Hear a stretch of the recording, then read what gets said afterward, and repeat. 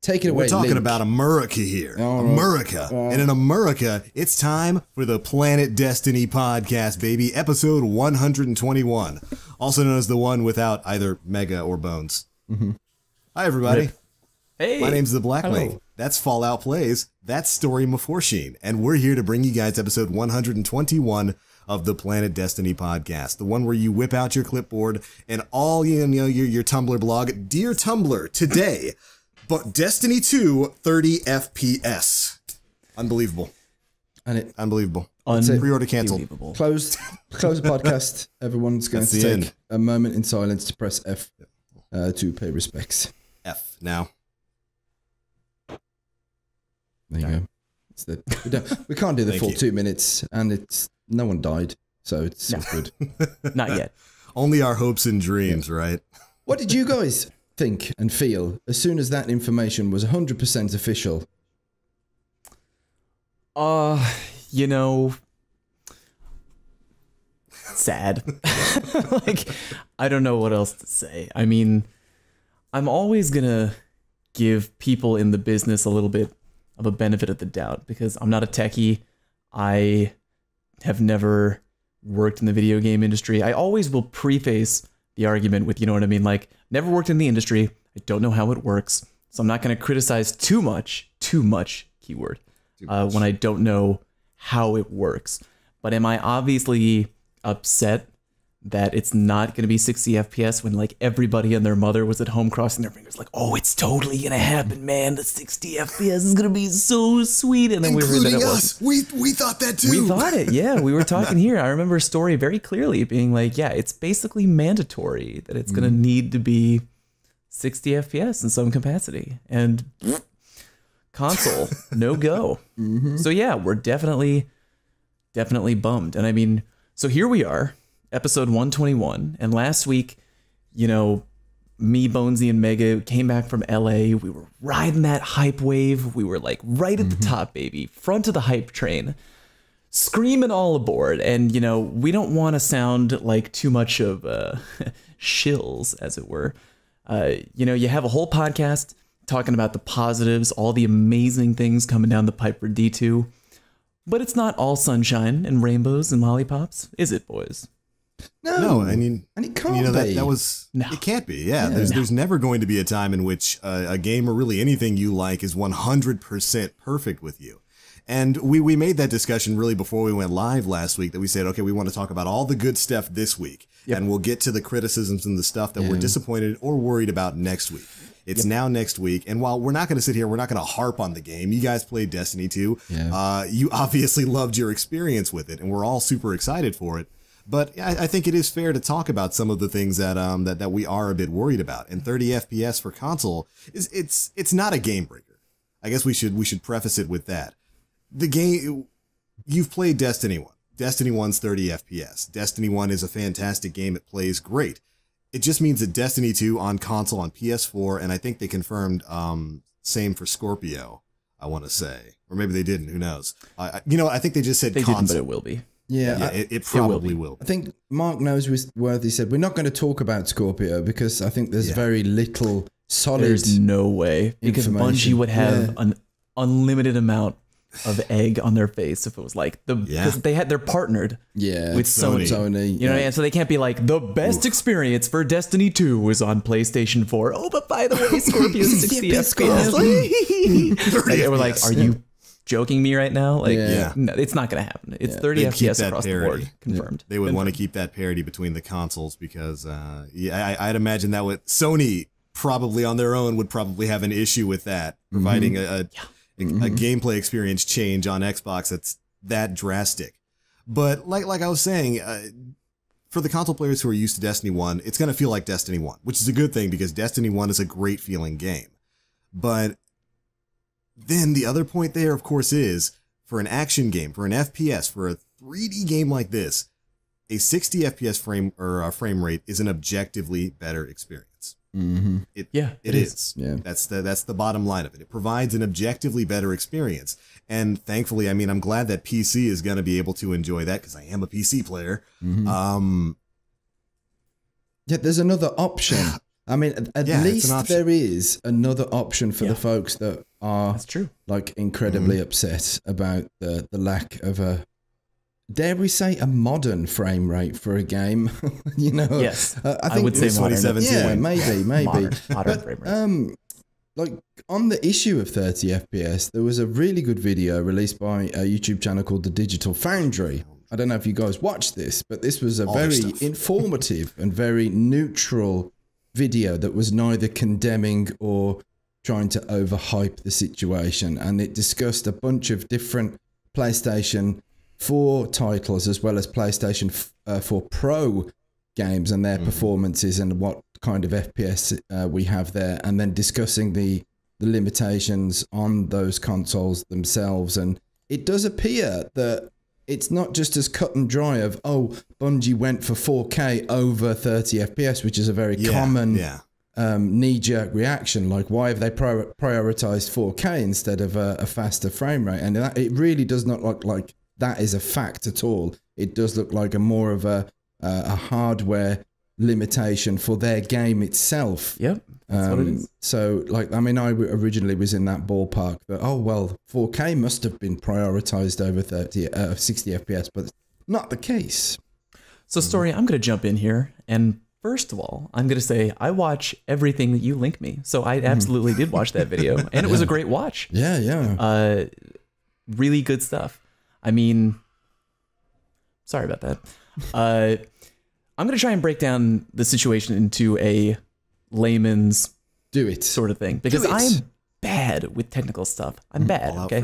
Never built a computer before, although I am working on it. More updates on that later. But yeah, the argument is like, oh, they went for 4K. No, it's not what they went for. It's the hardware available to them. And if I'm understanding the video that you linked me to correctly, it's that the GPU on the PS4 Pro was able to easily handle 4K. Correct. But for the CPU power of the PS4, not that impressive. Can't handle the higher frame rate. So it's not like they made the decision like 60 FPS and like, no, fuck that. You know, it's just what is available to them from the power of the PS4 Pro. And again, the GPU, thumbs up. The CPU, thumbs down. That's kind of my understanding of the situation. Yeah, and it's not just as it's like an easy cut and dry, 4K or 60 FPS. Right. You know, it doesn't seem like that's the choice on offer. You know. So what you're describing there, basically what's happening is there's a CPU bottleneck on the PlayStation 4, which for layman terms is just that there's too many things being processed in Destiny right now for the PS4 or the PS4 Pro's CPU to be able to process. A bottleneck is basically a situation where there's too many demands on a physical CPU and it degrades your overall system performance. It's trying to do too many things at once and it doesn't have enough processing power to handle it. And that's ultimately the case of what's going on, at least with the PlayStation 4 and the PlayStation 4 Pro. I think Luke Smith came out and had an interview where he basically stated as much. He said, yeah, the PS4 Pro, its GPU is more than powerful enough to handle things, but where we're running into issues is with the world rendering, the physics, the particle effects, and all of that stuff taxing the CPU too much. And ultimately, they just couldn't get it to run at 60, and 30 was, I guess, the best they could get it running at. Yeah. So it sucks. It does. But like I said, it's not like it's a deal breaker.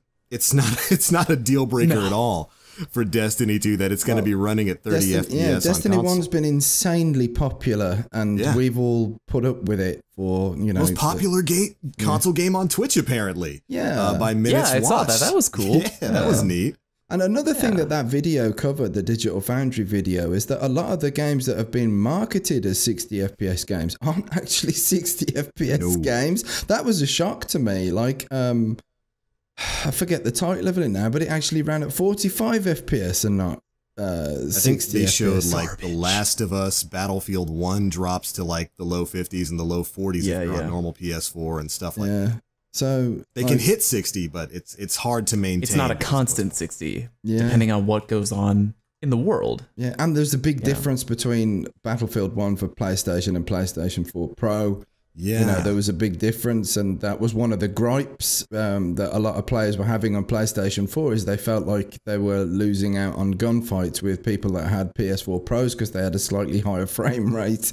And I was like, wow. Better response time. No wonder that, I mean, there was some of the feedback that we've had over the last week or so has been that why don't we have PvE at 30 FPS and PvP at 60 FPS? And it's like, whoa. For me, anyway, like, yeah, that there was a lot of, because there was a few games that do that.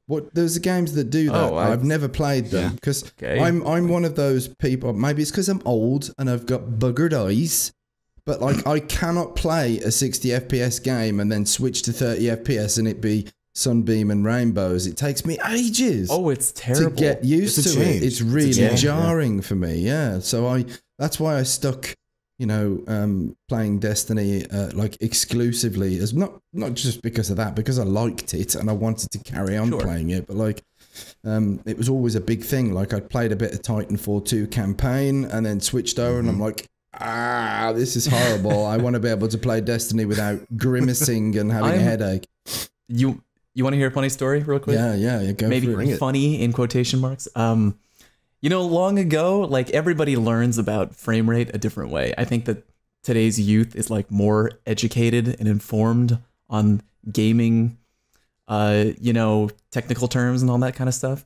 But like way back when, I can't remember what game it was. I think I switched off of Halo 3 and I played my first or second ever, I can't remember, Call of Duty. Can't remember which one it was.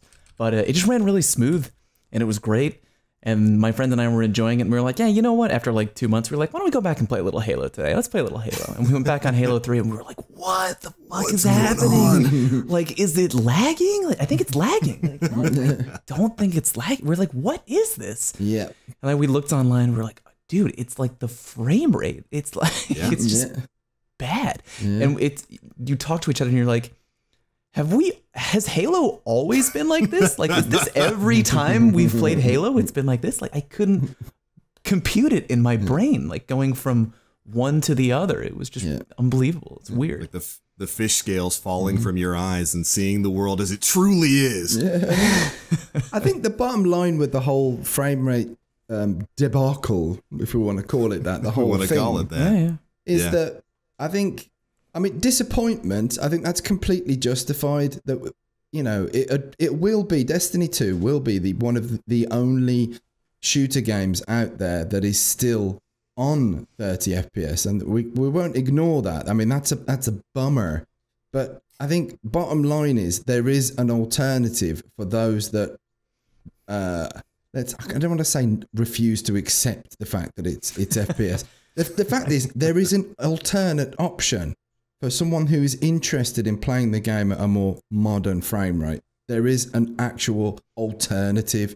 It's not like we're completely, you know, devoid of any kind of alternate route. Yeah. And that is going to be the PC version of it, which has been another bone of contention, I guess, for a lot of console players out there. And I completely understand this as well, because I've been exclusively a console player for 3 years from being an exclusive PC player for, you know, decades. So, yeah, I can understand people's frustration and the disappointment there, but it's not like some kind of purposeful plan of Bungie's to, like, basically defecate on their fans or anything like that. Bad decision, maybe. You know, like a bad turnout for what would maybe have been like a forced decision on there. You know, just a bad turnout for them. So, you know, I don't think it's good to like hype 30 FPS, but I think, no, you know, like you can't do that. But at the same time, Destiny 2 is still going to be an awesome game. It's still going to be the social looter shooter that we've all made friends, developed communities, had amazing experiences with over the last 3 years, and are still continuing to do it right now.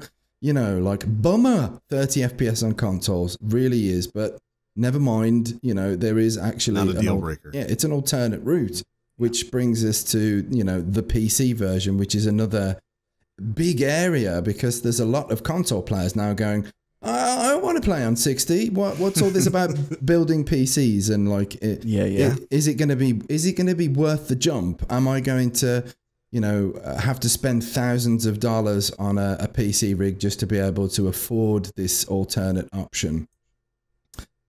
Which, it's great that you're in that precise situation at the moment, Fallout, as well. I've seen your tweets. You are very, very seriously entertaining the idea of making, building a PC specifically to play D2 on it. Specifically to make YouTube content and stream, but in case I also want to see the beauty of a perfected D2. Enjoy. Maybe it might interest you maybe to buy Destiny 2 on PC. Who knows? It's up in the air right now. I got a question for you though. Do you feel forced in the situation to go PC if you're interested in, because obviously you are a competitive PvP player. Yeah. Do you feel forced to do that? Or is it literally like... I have no idea. I mean, I've been thinking about that a lot. It all depends on where the community is going to go for the competitive side. You know what I mean? But there could be a competitive side for both PC and console. Possible. I mean, some games like Halo, you're able to play on PC, and yet the competitive scene is just on console. That's where it is. Yeah. It is. But I guess time will tell. I mean, of the three of us here, you're the one who actually got your hands on the PC version of Destiny 2. And if I recall your review from last week, that thing was crispy. Oh, God, it was so good. Yeah. So, I mean, did it feel like something that could become comfortable for you? Like you could get into because I'm assuming they didn't let you play with controller there. They just let you play with mouse and keyboard. No, I play Although with mouse controller support has been confirmed by the devs on Twitter that you're going to be able to plug your controller into your PC and you should have a very similar, if not precisely the same experience as you would do if you're playing on console with your controller. Cool. Which I'm quite pleased about. I think that's definitely going to aid the transition. Doesn't it feel kind of weird though to like get a PC, be like, oh good, now I can play D2 on the PC. Now time to plug in my controller or something like that. People do that anyway. I mean, people do it all the time. It's strange to me. I know that people do it. It's odd. There's an area of worry and concern, and that comes to aim assist, but we'll come to that in a moment. Like when I got onto making cinematics on PC for games like Battlefield 3 and things like that, like if you want to do smooth camera movements while you're in spectator mode, you can't do that on a keyboard. You can do smooth movements with a mouse, but like WSAD controlling your movement, you have to do that on a controller, and you have much more nuances on a controller. So, and for example, flight, if you like playing, lots of Battlefield players had their controller on standby. If they hopped in a helicopter, they would use their... Yeah, do you know what I mean? Like, it's interesting to me. There was a lot. Mouse and keyboard support for vehicles was faultless with Battlefield. You could play helicopter gameplay, plane gameplay, the whole lot with a keyboard, and it was great. But the controller stuff, it felt cool to play with a controller. So maybe I'll try it. Yeah, do it up. But mouse and keys I would urge anyone to get familiar with it, because that's the big thing. If you're a controller like user as your primary roots, mouse and keys is going to feel really foreign and alien and clunky and weird and it's going to be super weird. I got effed up in PvP, man. I went on that PC PvP. I was like, it's beautiful, as I was getting like punched in the face over and over. Because with a mouse cord wrapped around your head and a keyboard in your mouth, it's beautiful. What is this for? But because it's a difference jumping from gamepad over to mouse and keyboard, where it's like suddenly you don't need to worry about non-precision shots because everything is a precision shot. It'll definitely be an interesting experience. I think the one big worry there would be for gamepad players who do opt to take that option. How would aim assist work? Because usually aim assist is disabled on PC games because it specifically screws up mouse and keyboard aiming. I'd imagine they would have to hard code for that. Well, there's three things that negatively impact mouse aim, and this is one of the things that fuels a lot of the misinformation and misconceptions of playing with a Zim for Destiny right now, and that you have smoothing, acceleration, and aim assist. Those three things negatively impact mouse aim. It makes it a lot more awkward. It's like basically controller aim, but with a mouse. So you have your muscle memory, your DPI, your sensitivities, they won't react in the same way as direct input for PC games as such. So here's the area that is a bit grey. I saw Dr. Lupo and some of the devs chatting about this. There was a huge Twitter thread on this because this was a huge problem in Overwatch for the first month. And that is yeah, you're right. Because there's full controller support, you could plug, as soon as you plug your controller in, you have a whole bunch of options in the menu settings, and aim assist is obviously one of them. However, you could bypass that and plug in a Zim with a controller into a PC and get the aim assist, just the aim assist. No smoothing, no acceleration, just aim assist on a mouse. So that means you could be a lot more loose with a mouse. Like you actually had the part that actually makes it a bit more, well, it's considerably more overpowered. Sticky, than maybe? Like, yeah. So you'd get a lot more headshots, and you would have to aim. Your aim would have to be far less true, and that was a big problem for the competitive scene. And it was disabled. That they prevented it. I don't know the full details, but it was prevented, and they moved on. But it caused a huge problem. So at least Bungie have that as a frame of reference to avoid. You know, for the more serious situations for Destiny PvP on PC. Myself, I'm looking forward to direct input more than anything else in the world. The last thing I want is aim assist. Thank you very much. I'm looking forward to none of that.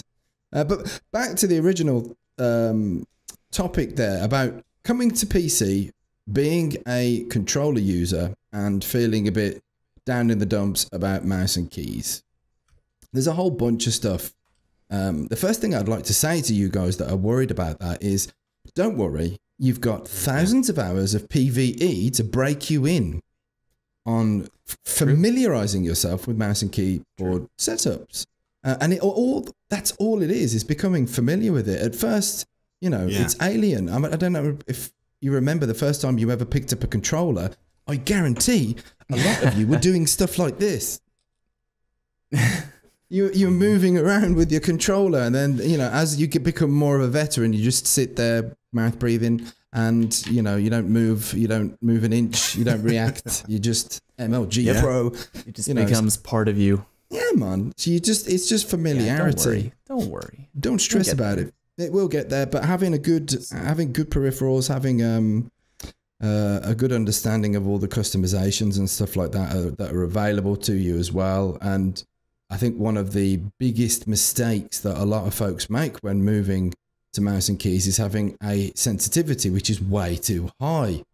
Yes, that's like the biggest mistake, because if you tune into any pro CSGO players' YouTubes, and if they most likely they will have a setup video on how they set up their DPIs and all the external software. There's like something like the Mark C mouse fix, which will make sure that your PC is disabling all acceleration, all aim assists, and all smoothing for that particular game, because that's first port of call for any serious or competitive players with mouse and keys.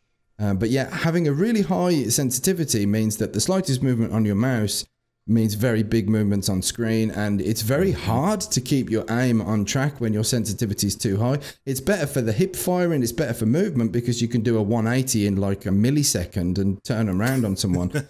But the general consensus is that when you lower your sensitivity and get used to that, your KD goes up and you win gunfights on a bigger scale. So that's something to be conscious of, especially if you're practicing with PC games at the moment, or if you're just jumping on board the whole PC wagon at the moment. Is search for some guides out there on Google, like mouse sensitivity, pro CSGO mouse sensitivity, whatever. There's hundreds of videos that will urge you towards a far lower sensitivity and a much bigger mouse mat.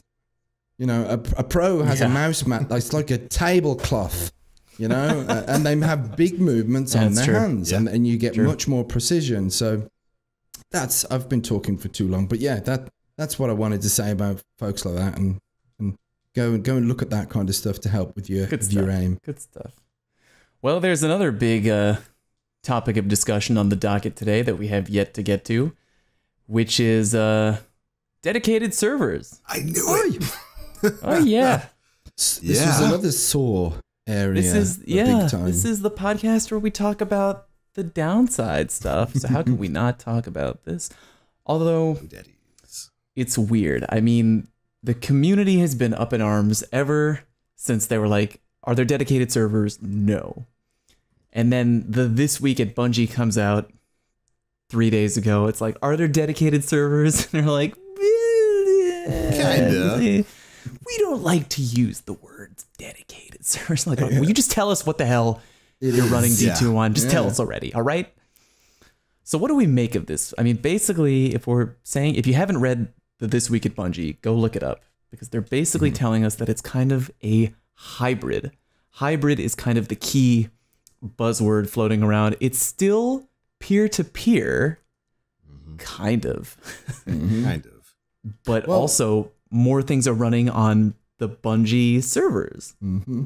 We have a hybrid system right now. There's a lot of people don't actually know this. It's the same system as right now. Yeah, it's. But they did say it was going to be a little bit different from how it works. I've got no doubt that they've improved upon their current recipe. They must have done that. I think. I think so. Must have. Yeah, we'd hope. But so this was their interview they had with I think he was the engineering lead on Destiny 2, Matt Seeger. And he talked a bit about how Destiny has always kind of had sort of a mix of dedicated servers there at Bungie that handled stuff like mission data and stuff like that, and then a peer-to-peer connection for really everything else in Destiny 1, including the kind of physical world state that was tied to a person's peer-to-peer connection. So if you've ever been like in a raid or a strike where the host is really, really laggy and like you shoot an explosive box and 2 minutes later it explodes, that's because the host is laggy. If I'm understanding what the interview showed right, what they're changing is a few things with that. They're expanding their servers, they're building their infrastructure a little bit, but they're changing it so that the physical host, the world space, is no longer going to be tied to a P2P system. That's going to be hosted on Bungie's servers. So what's happening on your friend's screen should be with the world, should be happening on your screen, should be happening on whoever else is with you screen. Which is good, because it was a bad time when you had a laggy host in charge of the physical world space. And that could cause all kinds of issues with like enemy spawns and just weird stuff happening all over the place. Other than that, as I recall, hold on, let me pull it up. Yeah. Bring that up. Bring it up right now. I don't really think there were too many other changes. Like, there we go. They talked a bit about how Destiny servers work right now. Sure. With your mission host and the physics host. And the mission host is like the data for what you're doing right now. So the scripts and stuff for the mission that you're in, that's hosted on Bungie servers right now. But the physics host, everything that's happening in the physical game was on the player. Right. Yep. Yeah. And now the physics host. Yeah, you could see all this on a packet sniffer. If you were using packet sniffers to determine matchmaking, a good friend of mine was doing some research on the way that Destiny matchmaking worked, and there was always a Bungie server involved in the general matchmaking itself, and there was obviously information stored on that server. It just, the connections from player to player was all peer to peer, and again, these Bungie servers were all located in the US apparently as well. So now it's basically that physics data is now going to be coming directly from their servers as well, which is good. It looks like basically the only thing that really is going to be tied to your character is everything that has or tied to a peer-to-peer connection is everything that has to do with your character. Where you're standing in the physical world, what you're doing at that time, what you've got on, when you shoot, where you're shooting at, stuff like that. So it should make kind of a difference, mostly in PvE. Not sure how much of a difference it's going to make in PvP. Yeah. Yeah. I mean, we're going to have to play it. This is the thing. Like, I know there's a lot of people that really want to shoot down the statement that Bungie made. I mean, it's vague. I think that really didn't help with the controversy and people's general kind of comfort and things like that. It's vague, but then again, how much information can they really divulge? Because this is obviously what Bones would say. This is the secret sauce. Exactly. You can't talk too much about your inner herbs workings. and spices. Yeah, man. So this is, for me, I'm going to have to play this and see, you know, whether, because as it stands at the moment, I've had some amazing games on peer-to-peer in Destiny 1. And I still get them from time to time as well. It doesn't happen as often as I'd like. I think I've voiced my opinion on this before. I don't blame the peer-to-peer system as at the root of this. I blame it on matchmaking crutching way too hard on skill-based matchmaking over connection quality. And this is, again, Bungie have made the statement that they are going to be focused on a smooth, you know, a more connection-based experience this time around. They understand that, you know, lag-induced deaths and all that kind of stuff is frustrating. Yeah. Timeout. Flashing the timeout symbol. Do it. Yeah. You know, I like that we have the ability, especially story. I think story is very good at this, having the ability to look at both sides of the coin. Yeah. You know what I mean? Because we love Bungie and we love Destiny. We love everything about it. That being said, it's very important to bring up potential criticisms, shove them into the spotlight. And when I was reading This Week at Bungie, which I read like multiple times, and there was one part, where can I find it? Here we go. Matt was like, here's the direct quote, "We really believe this is the best model for all of Destiny 2's cooperative and competitive experience. We believe this is the best model for D2. And like I read that, and I wanted to be like, objection. Really? The best model? Like, again, I don't know much about how it works, but like, really? Like, that's all, just a question mark. I'm not saying it's right or wrong. I'm just curious, because I've heard the word on the street, and it's that dedicated servers are kind of the bee's knees. And people don't generally like peer-to-peer. And yet we have, so it's like, it's not completely peer-to-peer. It's a hybrid, kind of. And I was like, okay, well, that sounds cool. It's a hybrid, meaning it has maybe the best of both worlds. And then the interview went on. They were like, it's kind of the same system we used in D1. I was like, okay, whoa. You're losing me a little bit here. Hold it there. Because we're not super thrilled about how things are going in D1 with that system. Yeah. And kind of an interesting situation going on right now. That's a good point, Fallout, man. Yeah, that's exactly. And there's no harm in being critical. No harm. You know, like, but if you want to be a friend to Bungie, then you got to bash them every now and again, haven't you?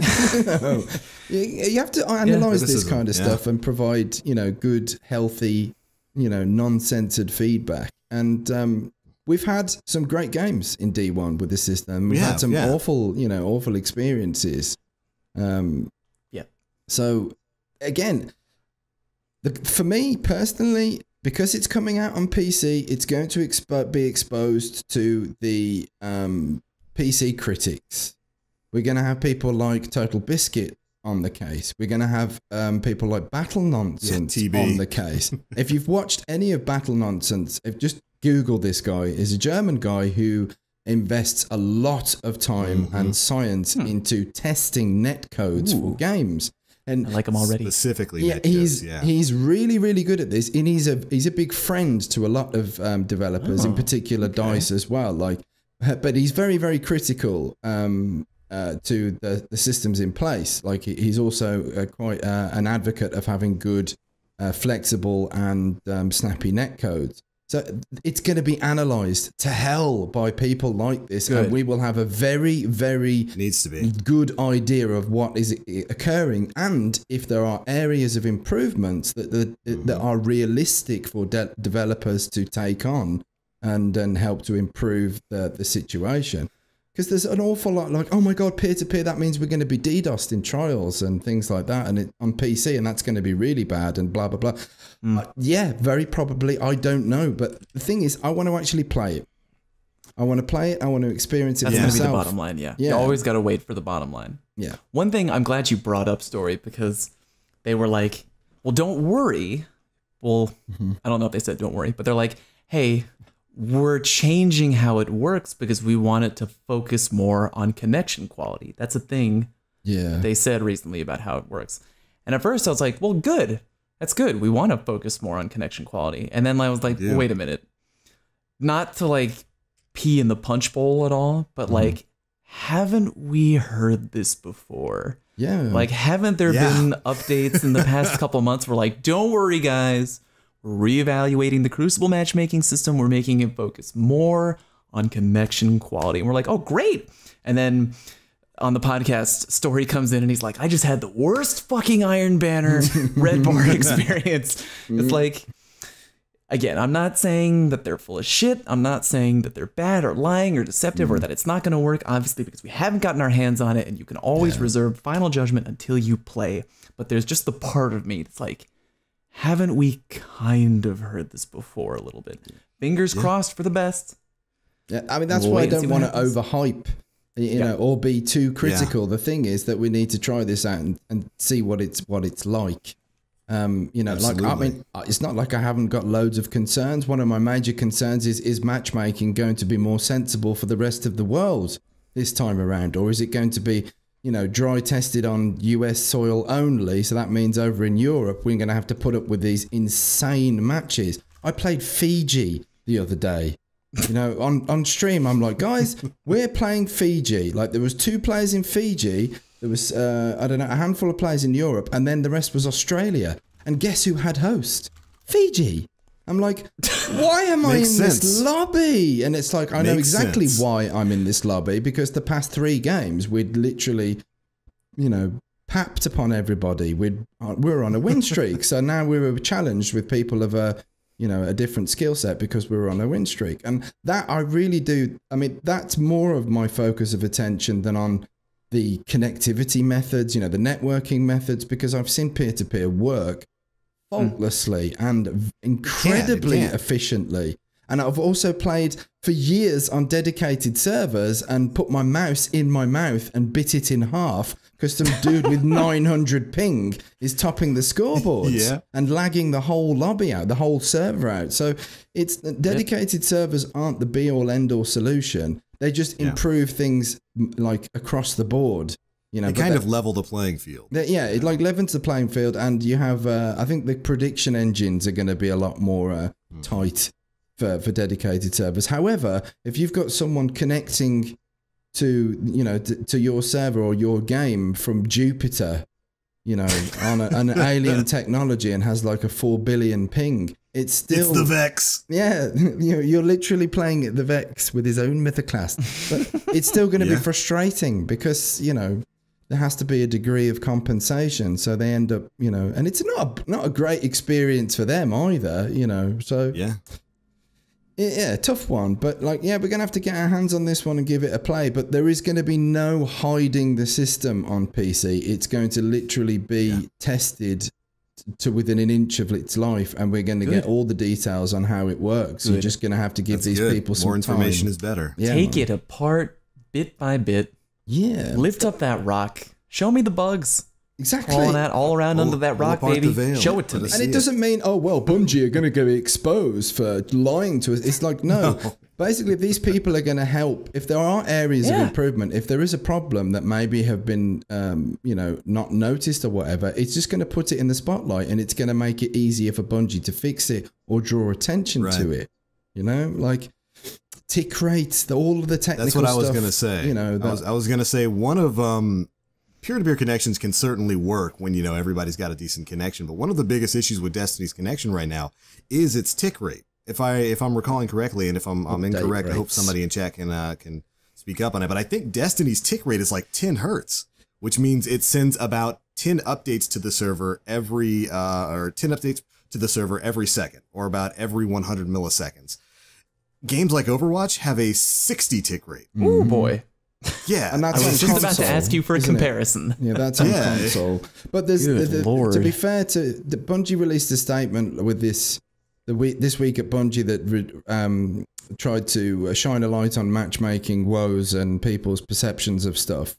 They discussed that it was a 30 hertz rate for the interaction between players and 10 hertz for picking up ammo and the heavy and all things like that. However, anyone who's played a 10 hertz game before can pretty much smack the gavel down on the platform that it feels like 10 hertz. Like whichever way we look at it when we're playing, the amount of trades, the amount of weird character misalignments and positionings and things like that. It feels like the update rate is insanely low. When it's talking to the server, yeah. I mean, even a 30 hertz tick rate on PC isn't going to fly. It's going to be criticized, you know, very negatively. So again, we won't know any of this stuff until it's out there and it can be tested. But yeah, tick rate is although I don't personally understand everything behind it, I know that it's how snappy and how responsive a game can feel, your interactions with other players. But then again, it's not just the tick rate, it's the prediction. There is always a degree of prediction in an FPS game, in any kind of online multiplayer, lag compensations and things like that. There is a degree of that as well. And then frame rates. People misunderestimate how snappy and responsive a game feels. You know, and frame rate has a lot to do with that as well. Sure, you know. sure. Well, tick rate is important because it's basically updating the server, like I said, 10 times a second with what you're doing right then. And you're exactly right. It's the reason why you get trades and stuff where you'll melee somebody, they'll die, and then their ghost melees you and you die. Yeah. It's why you trade so often in Destiny, because, you know, whenever there's any sort of packet loss, those updates get sent later than they really should be. And it winds up in an unfortunate situation where you have two ghosts just looking at each other like, what happened? Mm-hmm. I got meleeed by a corpse. That's what happened. I hit you first. That's what happened. Doesn't matter. Game got updated at the same time. I was cross-map meleeed by a Stormcaller's melee. That we've all had that one, haven't we, at some point? That's probably one of the most clipped things that I've seen this year. Yeah, People probably. being cross-mapped by a Thundersnipe. You know. So when they say that they've worked with their network infrastructure, that's one of the things that I hope at least sees a little bit of a bump up. Yeah. Because the tick rate is kind of like the hidden thing that not a lot of people know about that impacts the way you play in a huge manner. Yeah.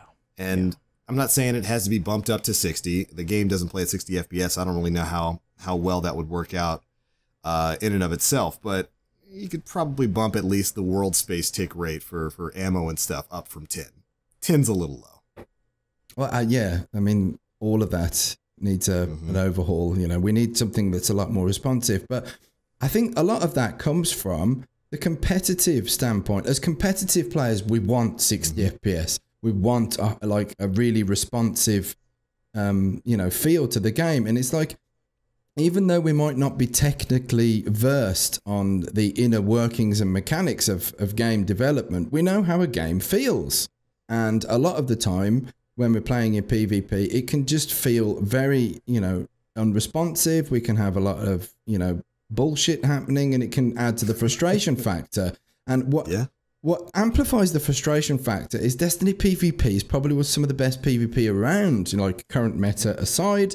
The core of the PvP, the classes, the weapons that we have, the strategies, the game modes, Trials of Osiris.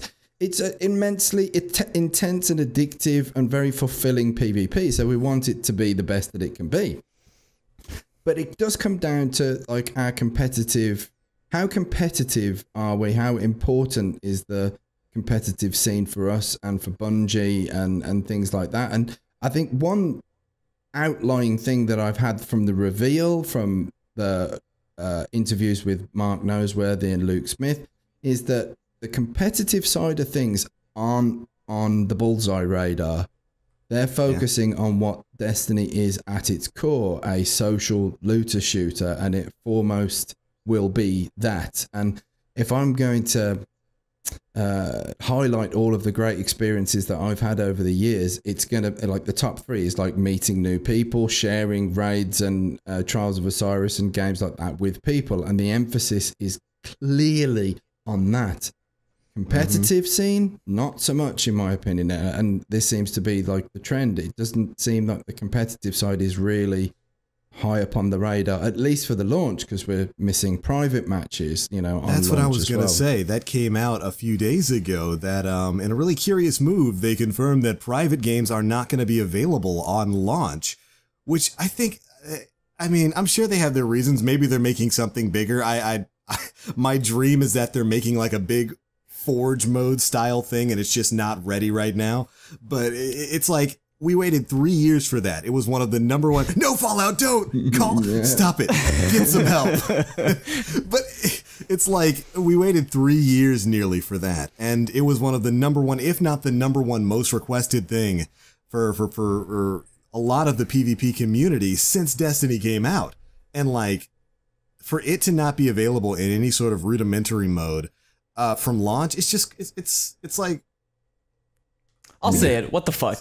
What the fuck, Bungie? I mean, like, that's it. Mm-hmm. We can't peek behind the curtain. Hopefully, they give us like a glimpse onto their grand plan of like, oh yeah, it'd be great if they were like, oh yeah, Forge mode is coming or Theater mode is coming. Like, just putting all these Halo references out there. But like, I can't just sit here with a smile on my face, like, oh, it's okay, they're working on it. Like, it's like, come on, man. Like, it's modern. It's like how Story was talking about, 60 FPS could easily be referred to as like the modern frame rate now, because it's where we are in the industry. You know what I mean? It's like, come on, you're gonna release a game without custom modes. And again, I say this with every, oh, we love Bungie, all that. Every time I bring up a criticism, all that first, okay? But like, come on, you're gonna put out the game with no private matches after we were so vocal about it in D1. Yeah. So vocal. Like every time there was a community wish list and they're like, hey, we're just checking to see what you guys have on your community list. Custom games. Yeah. Damn it. Always at the top. It's like top. And then they finally gave it to us and we were like, thank you. Thank you. It made so many things way easier. And now it's like, oh, by the way, D2's not launching with custom games. It's like, you gotta be fucking kidding me with this. What do you mean? I'll never forget. What do you mean? I'll never forget being at Gamescom and being in the live stream team and having that opportunity, being there to release the information to the world and being part of that, and actually hearing the developers talk about the absence of private matches before it was introduced. And I'll never forget what Lars Bakken said was, I used to watch a lot of the competitive PvP streams, and myself, I was embarrassed to watch them doing the searching eval thing. So hours. So being able to introduce custom games now, I am very, very happy, and I'm very proud to have that off my chest kind of thing, and now we're going backwards on that. But I don't know, maybe they looked at the percentage of how much custom games are being used and as diverting resources for the launch. Maybe there were areas that it's like, okay, we've got 5% of the community is using custom games at the moment, because they'll have that data. So when it comes down to prioritizing stuff, it may have been that because the number is so small of how much custom games are getting used, that for launch, it might not have been, on the list of That's priorities entirely possible. You know what I mean? They might have had a table that's only this big. And they're like, okay, we have all these things that we need to put on the table, but we have too many things for the table. We have to prioritize how many things we can put on the table. Yeah. It's like, well, let's look at how much private matches are actually being used. It's like, that much? Maybe it's not going to be on the table.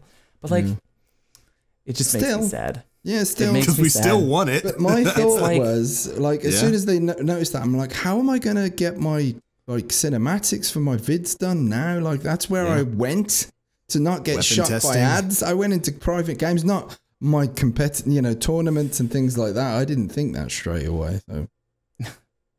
Yeah. It's definitely annoying. But I mean, how long are we going to be waiting? That's another thing. Like, it might not be that long. It could be within the first DLCs. We have no idea. But I think it's fair to say that they are coming. There's no way that they will completely disclude them for D2. Knock on wood. Yeah. Yeah. What else? We've done 30 FPS. What else can we complain about? We've done. Oh, I've got a complaint. Yeah, I've got one. You got one? And this is, I guess, something I'll ask Fallout, since he's our man with the plan who had hands on there. So we talked a bit last week about the changes to the weapon system. How you've got your two primaries, your kinetics, your elemental, and you've got your power weapons. And of course, as everybody knows, certain weapons that were one-shot kill specials were moved from that over to the power weapon slot. And it works pretty darn well in PvP. It's kind of, I'll never let the meme go. You can't have a special weapon economy problem if you don't have a special weapon economy. So I think that works really well for PvP, making people choose between, what kind of one-shot kill weapon they want to have. A sniper, shotgun, a fusion rifle, I don't think really many people are going to use fusion rifles. A grenade launcher, a rocket launcher, which maybe that's a whole other thing that I want to talk about. Fusion rifles, what does this do to them, since they're probably going to be the worst of the one-shot weapons? But how does that affect PvE? Because in PvE now, you can't go in there with, say, a hand cannon or a scout rifle, sniper rifle, rocket launcher combo. In in-game PvE, you're going to have to choose between using a sniper rifle and a rocket launcher for damage. You're going to have to choose between something like a shotgun or a sword, if swords are coming back in that sort of capacity. And I haven't really seen many people bring that up. And as a PvE guy, that kind of concerns me, because thinking about going into like an in-game raid and not having a sniper rifle rocket launcher combination for big damage on a boss, that worries me. That's got me spooked. Yeah, it's weird. I mean, hopefully it works out better. I mean, maybe you'll get more ammo in general when you're going into PvE. They'll make it a little bit more plentiful.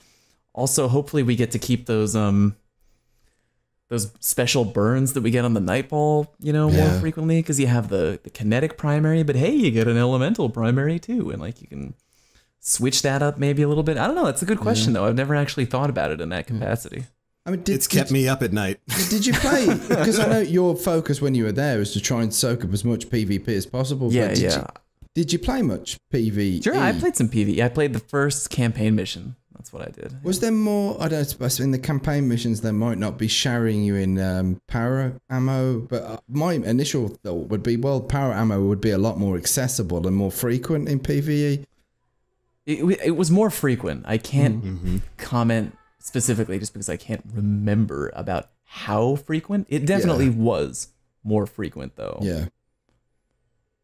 Because if you get lots of the ammo for PvE, then, but good call link on the talking about the fact that you have to choose between a sniper and a rocket for damage, because that's going to really kind of influence the initiation on boss fights and stuff like that. But wasn't that always a big criticism from the PvE elite, that it was too easy? And I think having heavy weapons of that kind of types also contributed to, like distributing damage on a much more higher scale. So, I mean, I think that was only really ever a super problem in year one, because you just had the unquestionable optimal loadout of like Fatebringer, Black Hammer, and Yallarhorn, which was just like this ludicrous perfect combination that there was no reason to use any other sort of setup. But now, I mean, I can imagine the payoff there would be like if you get a bunch of shots with the sniper rifle. Now, if everything gets 50 rounds like the Queenie does with a sniper, that might give you incentive to pick that over a rocket launcher. It was just something I didn't really know the answer to, because it's a big change. That's a big change going for PvE from Destiny 1 to Destiny 2, and I'm not exactly sure how it's gonna play. Yeah, we'll see though. We'll see indeed. I just want it now. Beta, please. Here's one thing. That'd be nice. The funniest part is that even with all the criticisms and all the potential worries and whatever, everybody just wants to play the beta. Yeah, I want to play. That's all we want. We just want to play the beta. Yeah, but no matter the concerns, the areas that we found both like incredibly exciting and we're enthusiastic about, and the things that we've been disappointed about, or the news that we've had over the last couple of weeks and since the reveal. Bottom line is that we played D1 for 3 years, and it's been our favorite game for 3 years.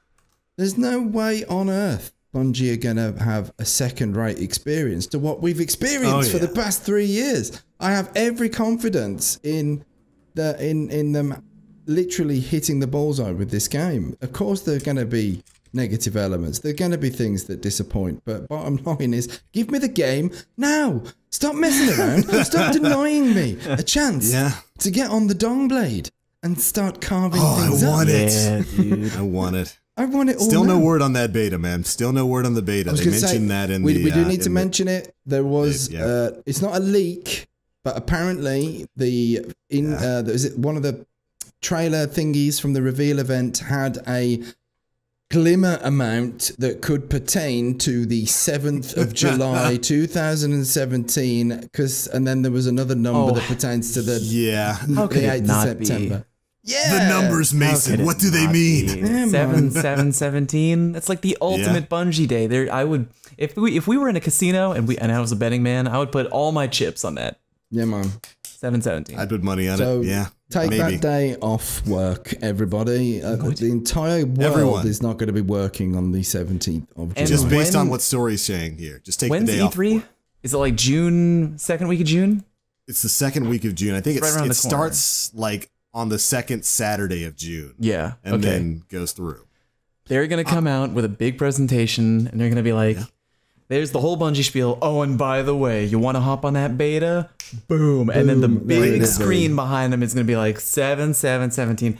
I am fucking calling it right now. That's exactly how it's going to go down. It's going to be a big white number on a black screen. Those colors, exactly, mind you. Yeah, man. When it happens, you can tell them Fallout new the whole time. Do you know what? Something else I'm going to call right here, right now, and I could get flamed for it. No PC beta. Yeah. I'm I calling get the feeling this that's going to that happen. might be true, yeah. PC I get a beta. really bad feeling that's going to be what happens. It's just going to be like beta available on Bungie Day for PS4 and Xbox One. Yeah. But yeah, PC beta TBD. hope I'm wrong like- about that one, but my inner workings, they're like, not happening. But anyway, just playing it on anything, please, just to get a taste. You just give it to me. Man. You got? I'll play it on the microwave. Yep. Yeah, absolutely. I'll have it. Should we open things up for questions? I'm sure everyone in the chat is dying to get their questions in. So Yeah, give us some questions for things you guys are worried about. That's what I want to see. Some of the concerns you guys have. if there's anything that you feel like we missed that we should chew on as well. I mean, there's a lot of gripes. You know, if you pay attention to Reddit and Twitter, there's all kinds of gripes. Beards. This is something that really does like shock me how angry some folk are about the apparent lack of beards in the game. They're mad.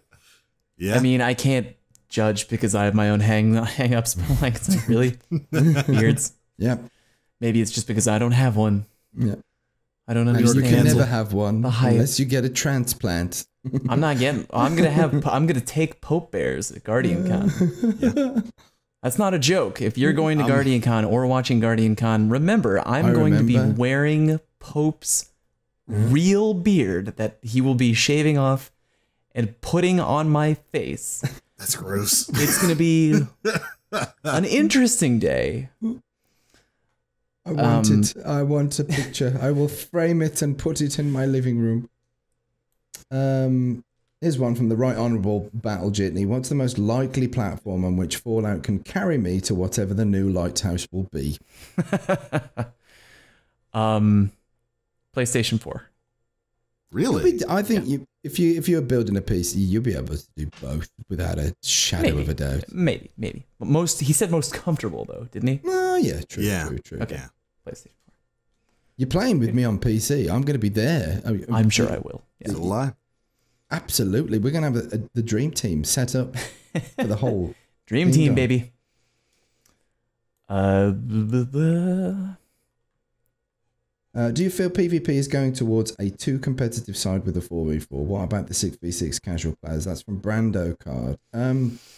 I always personally felt that 6v6 was too much for Destiny with all the powers and abilities and weapon choices and strats and stuff like that. And we've said like earlier on that what my suspicion is that competitive is not a focus, but then Bungie pull that 4v4 and then they pull out a mode like Countdown and it's like, wow. And then the new weapon restructuring and the slowing down of the pace and the time to kills, that really does push the competitive scene. So that's a really good, you know, again, we're going to have to get our hands on it to play it. But I think personally 4v4, I think is a great movement forward for the game. Good call. I'm pretty sure that eventually they're going to have like a big team battle sort of mode that'll be 6v6. But ultimately the move to 4v4, it was fueled by a few different things. One, they were able to kind of more streamline some of the PvP maps. You see that a lot of them are built around specific game modes. Like the map that was on display there was built for the Countdown game mode. It was a structured map, and Fallout, you have the most experience here with the Destiny 2 PvP. How did 4v4 play? It was fun. I kind of wish we had the ability to play on a different game type. Other than, I mean, it was still fun, Countdown, but like I wanted to like really explore what the new 4v4 had to offer. It was really enjoyable. I mean, a lot of primary focus, felt more team-based, less out of control. But there is a little part of me that is upset that it's like, oh, it's only 4v4 now. There's no big team battle, because even though it's like, yeah, it could get out of control. Little bit. With how D2 works now, like supers are charged slower and the power weapon ammo is like much more controlled. I think they could have gotten away with a big team battle game type, and I think it could have gone really well. It might still be a thing. This could actually be a thing. Maybe, you know, fingers crossed. I think it would be great, but yeah. And you know, 6v6, though, it'll probably be like the return of combined arms or something like that. Since we're getting tanks now, Guardian tanks, baby. Exactly, that promotes that big time. That might be the 6v6 mode now. Yeah. Yeah. Oh, I got a good question from Graph. Yeah, thoughts I saw it. on thoughts on Bungie abandoning Grimoire? Yeah, great question.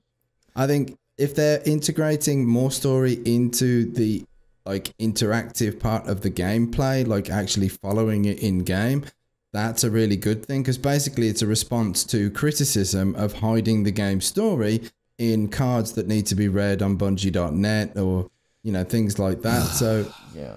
Like, if the story's in the game, great. Yeah. It's there. It's accessible, you know, like I've heard almost no complaining about the removal of Grimoire. I'm not trying to take shots at anybody in the community. I love our community to death, and there's wonderful people in it. And it's just like the only people who I've heard complain about the removal of Grimoire are content creators who focus on creating content around Grimoire. Now, granted, for them, that probably sucks. Yeah, but because they were come bloody on. good at it. I mean, we they all were amazing. know But who I'm Bungie can't talking make about. a game. You're a champ, Bife. them. Love you, bro. Bife, come on. People still love you, bro. And as long as there's lore and story and interesting things in the game, it's not going to matter that there's no Grimoire, because people are still going to come to the content creators channel anyway, because they make great content. I have Still want to learn. Yeah, I still want to learn about the lore. Even if it's in the game, I'm probably going to be too focused on other things to do, like a deep dive. It's still going to be interesting. And it was just really irritating for the average player. Because like I told the story earlier, my brother came into my party chat and he had like read up all about the history of Thorn and the last word. And it was like, he was so hyped about it. And he was telling me the story. And I hadn't heard the story. And I was like listening to him. I was like, yes, what happened then? You know what I mean? And it's cool that there's so much story in the game, but it's a crime that it's like locked away in this weird. Outside of it. Yeah, why? Just take that information and put it in the game, and it'll like it's great. We're gravy. Who would complain? That's ultimately what I'm hoping that they're doing, because there's a lot of, you know, despite the jokes you can make about Destiny not having a story, there's a lot of lore in it. There's a ton of lore and backstory to the world and all of the characters in it. And when they say that there's not going to be any Grimoire, they didn't really explain too much. What I'm hoping that means is just that it's going to be in the game this time. Like there will be some way, some aspect of it there in the game for you to go and learn about the history of this world and the characters. Because I'm a lore junkie. I know a ton of the Destiny lore because I love it. It's so well written. It's so good. And I can't really imagine they would just get rid of telling you those rich tales of the past. Yeah. And I'm hoping that it's just in the game now. Bife, I feel you, dog. I feel you, man. We're right I know there where with you're you, coming Bife. from. But I know where you're coming from. They're not Bottom taking the line. richness out. It's not going. It's not. They take way too much pride. Bungie takes way too much pride in including cool backstories and like you know detailed tales of badass weapons and people and locations. It's gonna be there. I'm just hope it's Folks like Bife are not going to gone. have any problems doing their magic in elaborating on the existing stories.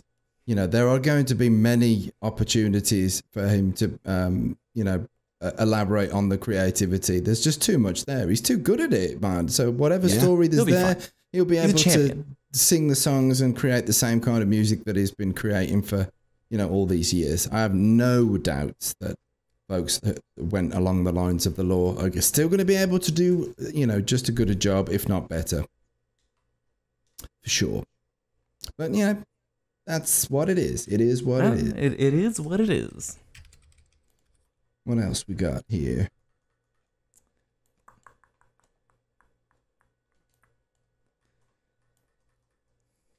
I've lost the power to read. Spontaneously. It happened. I was up at 3:30.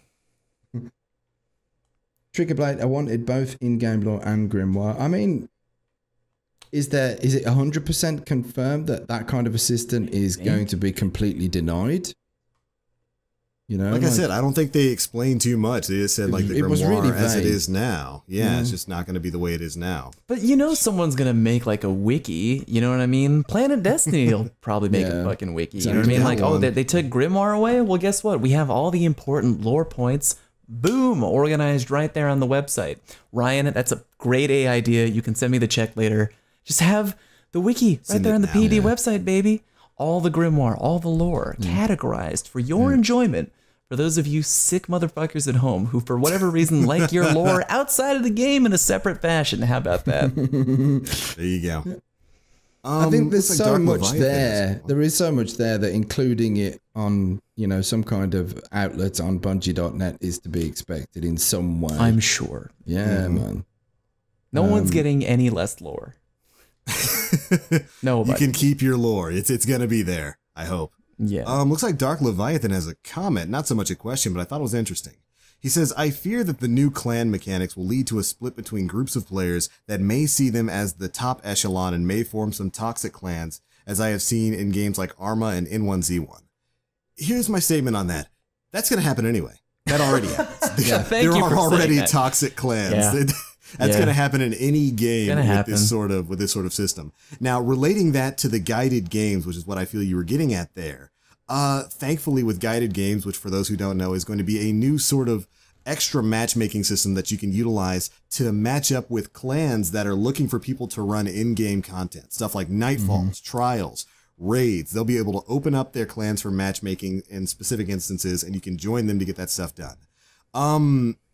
Thankfully, you can pick which, group you want to join. So if you run into a clan called, Yaller Cox Unite, and it says underneath their description, must have Yaller Horn to do this raid, you can skip them, move on to the next one that's running that same content, which I think is really a brilliant way for them to have handled that perennial problem of Destiny. I think they said something like 50% of level 400 Guardians right now have never run a raid. Like haven't run Wrath the Machine or anything like that, and they had to kind of get to 50%. Yeah, like 50%. For real? It's that high. 50% of people who are 400 never got a chance to run raids, and that was certainly the case in year one when so many people were forever 29. They just didn't have groups to run Vault of Glass or Crota's End it with, and having just straight up matchmaking for that content, I don't know how well that would have worked, especially with how mechanics and teamwork focused some of those encounters got later on. I think this was probably a really good way to do it. This whole guided game system where clans can come together, say, hey, we want to pull people through content. Let's open up our clan and just let people come in and run stuff with us. I think it's a good change. I wonder if there's anyone in the chat at the moment that's rushing to Bungie.net to create the clan Yaller Cox Unite. Do it. Somebody do it. It's a gift. You may have that. Show me on Twitter that you did it. and then found that it already existed. It's owned by Mega Magwitch. What the? What these guys? Yeah. Oh God. Dear me. Yeah. Well then, I think. Is there anything else that we should chew upon? Is there anything else we should chew upon? How'd you spell that? Well, it's with the G. It's definitely, Gajallercox. Gajallercox. Tune in next time on the Planet Destiny podcast, where we spend literally the entire episode listening to me complain about D2, how you still get pulled out of the menu when you're flying into the game. 90 minutes. The worst thing. You know, that's actually something that the DCP crew was complaining about too. Like literally every few seconds, you just ripped out of the menu. To look at a loading screen.